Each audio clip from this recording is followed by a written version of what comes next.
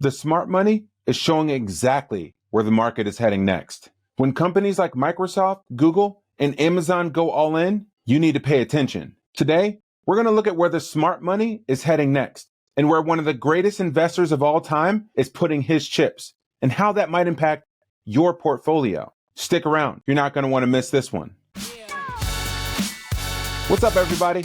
This is Dante Cook with Bitcoin Simply, helping you to understand macro and markets in a simple way. Subscribe to this channel if you already haven't. We create content 6 days a week, and today, this is day 6, our Saturday episode. Today, we're going to be getting into where one of the greatest investors of all time is placing his bets on the AI future and infrastructure play. Stick around to the end. You're not going to want to miss this one. So when one of the greatest investors of all time says that he made one of the biggest mistakes of his career and how he's repositioning himself in order to retake advantage of the mistake that he made, I think we should listen. A while ago, we spoke about Nvidia, and you had said that it would be something that you held for years. And ever since then, you held it for a while, but more recently, you've been selling it off. How much do you have left of it, and why have you been selling? Can you see yourself getting back into it again? I've made so many mistakes in my investment career. One of them was I sold all my Nvidia, probably in somewhere between 800 and 950.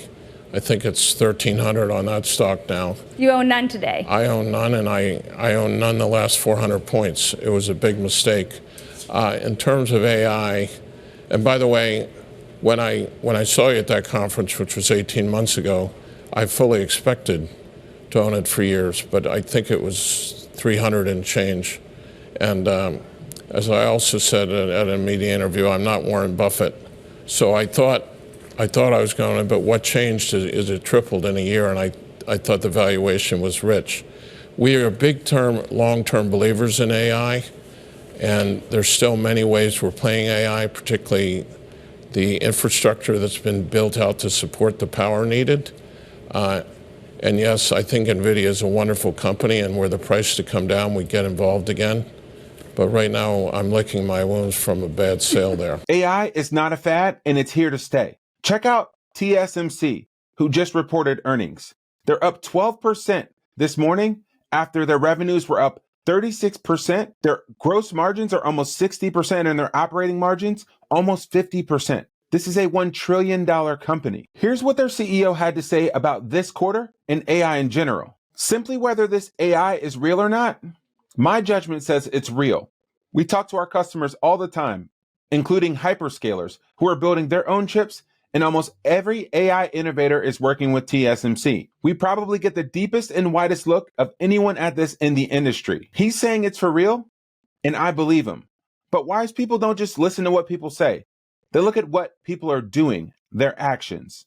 And the biggest tech companies in the world are speaking volumes with the investments that they're making into AI. It is the most important arms race for the next decade. Amazon just announced that they're investing $500 million into 3 separate nuclear reactor projects, and even partnered with Dominion Energy to bring nuclear reactors to Virginia. Here's what AWS CEO Matt Garman had to say about AI and the energy needs in order to build this AI future. We're looking forward, and we see the need for gigawatts of power in the coming years, and there's not going to be enough wind and solar projects to be able to meet the needs. And so nuclear is a great opportunity. Also, the technology is really advancing to a place with SMRs where there's going to be a new technology that's going to be safe, there's going to be easy to manufacture in a much smaller form factor. It is safer, and so the technology is self-contained in how the cooling is done, and so it's a new technology and how that works, and it is a fundamentally different way about going about powering these plants, and so it is a safer technology.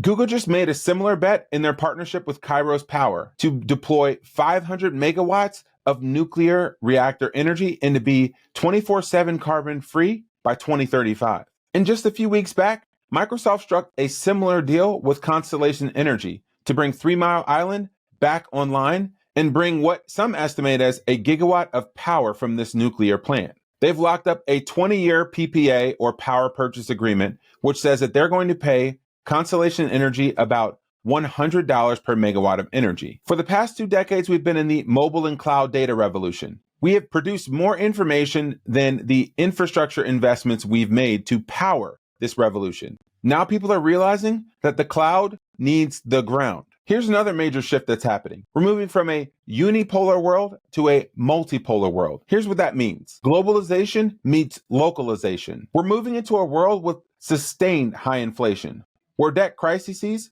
are going to start happening more frequently, like in the United States, which reached a debt level of $35.75 trillion, up $287 million in just October alone. This world is going to have more global conflict, and this is a world where we're going to have a shortage of natural resources and energy. Lawrence McDonald wrote what I think is probably the greatest book on this topic, called How to Listen When Markets Speak. In this book, he's talking about how we're moving from a unipolar world to a multipolar world and how to position your portfolio for this upcoming change. So when we're moving to a world when there's more value placed on commodities or hard assets like gold, which just reached another all-time high of $2,690 an ounce, or a world that demands more energy, I can't think of a better industry that's positioned to gain from all three of these things than Bitcoin and the Bitcoin mining industry. I mean, Bitcoin already has better supply and stock to flow characteristics than gold, and it's the hardest asset in the world.